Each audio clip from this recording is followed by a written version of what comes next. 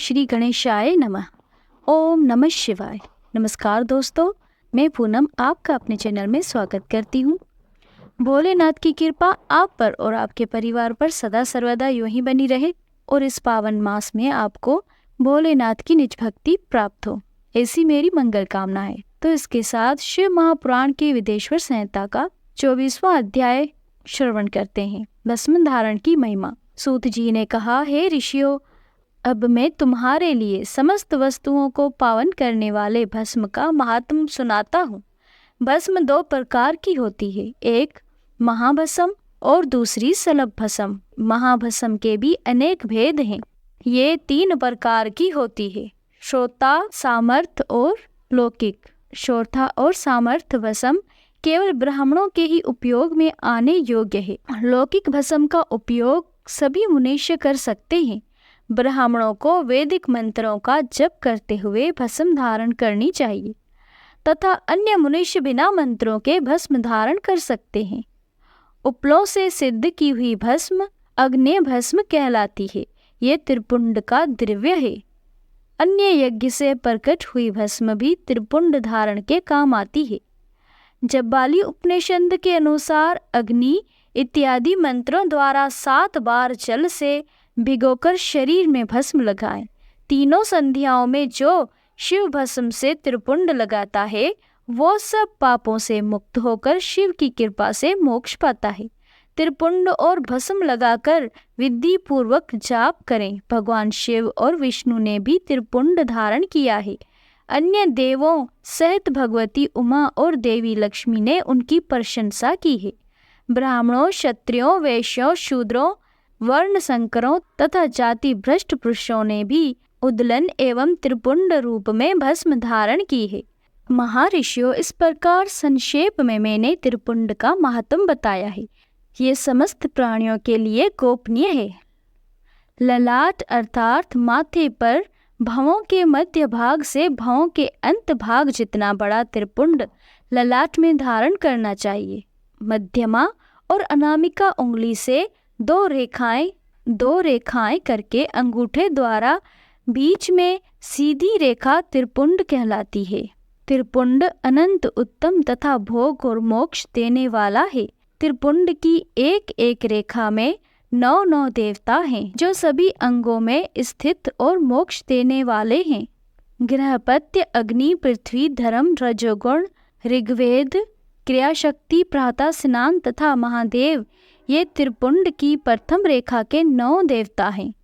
प्रणव का दूसरा अक्षर आकार, दक्षिणा अग्नि, आकाश, सत्वगुण, यजुर्वेद, मध्य दिन, सवन, इच्छा शक्ति, अंतर आत्मा तथा महेश्वर ये दूसरी रेखा के 9 देवता हैं। प्रणव का तीसरा अक्षर मकार, आवाहनीय अग्नि, परमात्मा, तमोगुण ध्लोक, ज्ञान शक्ति, समावेद, तृतीय स्वन तथा शिव ये तीसरी रेखा के 9 देवता हैं। प्रतिदिन स्नान से शुद्ध होकर भक्ति भाव से त्रिपुंड में स्थित देवताओं को नमस्कार कर त्रिपुंड धारण करें। प्रतिदिन स्नान से शुद्ध होकर भक्ति भाव से त्रिपुंड में स्थित देवताओं को नमस्कार कर त्रिपुंड धारण करें तो भोग और मोक्ष दोनों की प्राप्ति होती है। भस्म को 32, 16, 8 अथवा 5 स्थानों में धारण करें।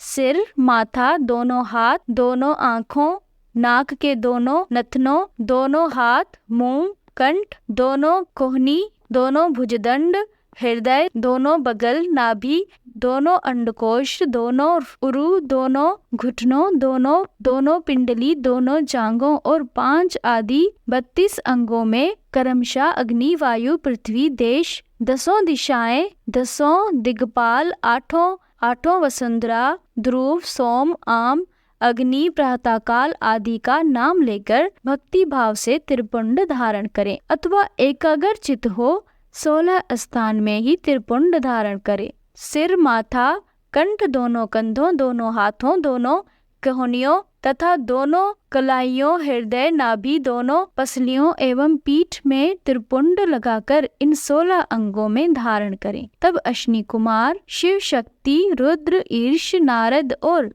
वामा आदि 9 शक्तियों का पूजन करके इन्हें त्रिपुंड में धारण करें। सिर, बालों, दोनों कान, मुंह, दोनों हाथ, हृदय, नाभि, उरुयुगल, दोनों पिंडली एवं दोनों पांव, इन 16 अंगों में क्रमशः शिव, चंद्रमा, रुद्र, ब्रह्मा, गणेश, लक्ष्मी, विष्णु, शिव, प्रजापति, नाग, दोनों नाग कन्या, ऋषि कन्या, समुद्र इत्यादि के नाम स्मरण करके त्रिपुंड भस्म धारण करें तथा दोनों कान, दोनों कंधे, छाती, नाभि एवं कुह अंग आदि 8 अंगों में सप्त ऋषि ब्राह्मणों का नाम लेकर भस्म धारण करें अथवा मस्तक, दोनों भुजाओं, हृदय और नाभि, इन 5 स्थानों के भस्म धारण करने को योग बताया गया है।